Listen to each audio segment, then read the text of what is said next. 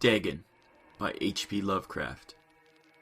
I am writing this under appreciable mental strain, since tonight I shall be no more. Penniless, at the end of my supply of the drug which alone makes life endurable, I can bear the torture no longer, and shall cast myself from the garret window into the squalid street below.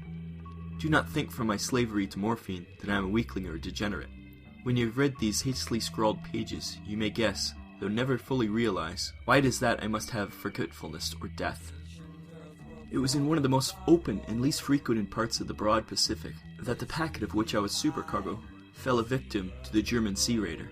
The Great War was then at its very beginning, and the ocean forces of the Hun had not completely sunk to their later degradation, so that our vessel was made a legitimate prize, whilst we of our crew were treated with all the fairness and consideration due us as naval prisoners. So liberal indeed was the discipline of our captors, that 5 days after we were taken, I managed to escape alone in a small boat, with water and provisions for a good length of time. When I finally found myself adrift and free, I had but little idea of my surroundings. Never a competent navigator, I could only guess vaguely by the sun and the stars that I was somewhat south of the equator. Of the longitude, I knew nothing, and no island or coastline was in sight. The weather kept fair, and for uncounted days I drifted aimlessly beneath the scorching sun, waiting for either some passing ship or to be cast on the shores of some habitable island. But neither ship nor island appeared, and I began to despair in my solitude upon the heaving vastness of the unbroken blue. The change happened while I slept. Its details I should never know, for my slumber, though troubled and dream-infested, was continuous. When at last I awaked, it was to discover myself half sunk into a slimy expanse of hellish black mire which extended about me in monotonous undulations as far as I could see, and in which my boat lay grounded some distance away. Though one might well imagine that my first sensation would be of wonder at so prodigious and unexpected a transformation of scenery, I was in reality more horrified than astonished, for there was in the air and in the rotting soil a sinister quality which chilled me to the very core. The region was putrid, with the carcasses of decaying fish, and of the other less describable things which I saw protruding from the nasty mud of the unending plain. Perhaps I should not hope to convey in mere words the unutterable hideousness that can dwell in absolute silence and barren immensity. There was nothing within hearing, and nothing in sight save a vast reach of black slime. Yet the very completeness of the stillness and hegemony of the landscape oppressed me with a nauseating fear. The sun was blazing down from a sky which seemed to me almost black in its cloudless cruelty, as though reflecting the inky marsh beneath at my feet. As I crawled into the stranded boat, I realized that only one theory could explain my position. Through some unprecedented volcanic upheaval, a portion of the ocean floor must have been thrown to the surface, exposing regions which for innumerable millions of years had lain hidden under unfathomable watery depths. So great was the extent of the new land, which had risen beneath me, that I could not detect the faintest noise of the surging ocean, strain my ears as I might, nor were there any seafowl to prey upon the dead things. For several hours I sat thinking or brooding in the boat, which lay upon its side and afforded a slight shade as the sun moved across the heavens. As day progressed, the ground lost some of its stickiness and seemed likely to dry sufficiently for travel purposes in a short time. That night I slept but little, and the next day I made for myself a pack containing food and water, preparatory to an overland journey in search of the vanished sea and possible rescue. On the third morning I found the soil dry enough to walk upon with ease. The odor of the fish was maddening, but I was too much concerned with graver things to mind so slight an evil, and set out boldly for an unknown goal. All day I forged steadily westward, guided by a faraway hummock, which rose higher than any other elevation on the rolling desert, and on the following day still traveled towards the hummock, though the object seemed scarcely nearer than when I first espied it. By the fourth evening, I attained the base of the mound, which turned out to be much higher than it appeared from a distance, an intervening valley setting it out in sharper relief from the general surface. Too weary to ascend, I slept in the shadow of the hill. I know not why my dreams were so wild that night, but ere the waning and fascinating gibbous moon had risen far above the eastern plain, I was awake in a cold perspiration, determined to sleep no more. Such visions as I had experienced were too much for me to endure again, and in the glow of the moon I saw how unwise it had been to travel by day. Without the glare of the parching sun, my journey would have cost me less energy. Indeed, I now felt quite able to perform the ascent which had deterred me at sunset. Picking up my pack, I started for the crest of the eminence. I have said that the unbroken monotony of the rolling plain was a source of vague horror to me. but I think my horror was greater when I gained the summit of the mound and looked down the other side into an immeasurable pit or canyon, whose black recesses the moon had not yet soared high enough to illume. I felt myself on the edge of the world, peering over the rim into a fathomless chaos of eternal night. Through my terror ran curious reminiscences of Paradise Lost and of Satan's hideous climb through the unfashioned realms of darkness. As the moon climbed higher in the sky, I began to see the slopes of the valley were not quite so perpendicular as I had imagined. Ledges and outcroppings of rock afforded fairly easy footholds for a descent, whilst, after a drop of a few hundred feet, the declivity became very gradual. Urged on by an impulse which I cannot definitely analyze, I scrambled with difficulty down the rocks and stood on the gentler slope beneath, gazing into the Stygian depths where no light had yet penetrated. All at once my attention was captured by a vast and singular object on the opposite slope, which rose steeply about 100 yards ahead of me, an object that gleamed whitely in the newly bestowed rays of the ascending moon. That it was merely a gigantic piece of stone I soon assured myself, but I was conscious of a distinct impression that its contour and position were not altogether the work of nature.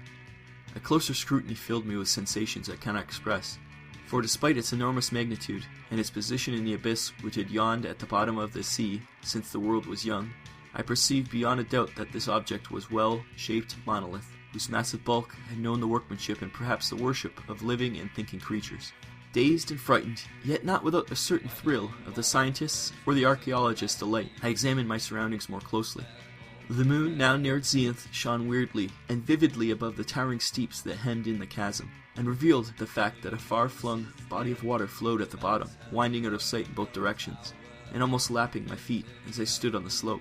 Across the chasm, the wavelets washed the base of the Cyclopean monolith, on whose surface I could now trace both inscriptions and crude sculptures. The writing was in a system of hieroglyphs unknown to me, and unlike anything I had ever seen in books, consisting, for the most part, of conventionalized aquatic symbols such as fishes, eels, octopi, crustaceans, mollusks, whales, and the like. Several characters obviously represented marine things which are unknown to the modern world, but whose decomposing forms I had observed on the ocean-risen plain. It was the pictorial carving, however, that did most to hold me spellbound. Plainly visible across the intervening water, on account of their enormous size, were an array of bas-reliefs, whose subjects would have excited the envy of a Dore. I think that these things were supposed to depict men, at least a certain sort of men, though the creatures were shewn to sporting like fishes in the waters of some marine grotto, or paying homage at some monolithic shrine which appeared to be under the waves as well. On their faces and forms I dare not speak in detail, for the mere remembrance makes me grow faint. Grotesque beyond the imaginations of a Poe or a Bulwer, they were damnably human in general outline, despite webbed hands and feet, shockingly wide and flabby lips, glassy, bulging eyes, and other features less pleasant to recall. Curiously enough, they seemed to have been chiseled badly, out of proportion with their scenic background, for one of the creatures was shown in the act of killing a whale, represented as but little larger than himself. I remarked, as I say, their grotesqueness and strange size, but in a moment decided that they were merely the imaginary gods of some primitive fishing or seafaring tribe, some tribe whose last descendant had perished eras before the first ancestor of the Piltdown or Neanderthal man was born. Awestruck at this unexpected glimpse into the past beyond the conception of most daring anthropologists, I stood musing, whilst the moon cast queer reflections on the silent channel before me. Then suddenly I saw it. With a slight churning to mark its rise to the surface, the thing slid into view above the dark waters. Vast, Polyphemus-like, and loathsome, it darted like a stupendous monster of nightmares to the monolith, about which it flung its gigantic scaly arms, the while it bowed its hideous head and gave vent to certain measured sounds. I think I went mad then. Of my frantic ascent of the sloping cliff, and of my delirious journey back to the stranded boat, I remember little.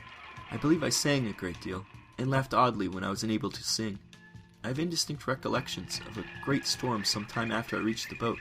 At any rate, I know I heard the peals of thunder and other tones which nature utters only in her wildest moods.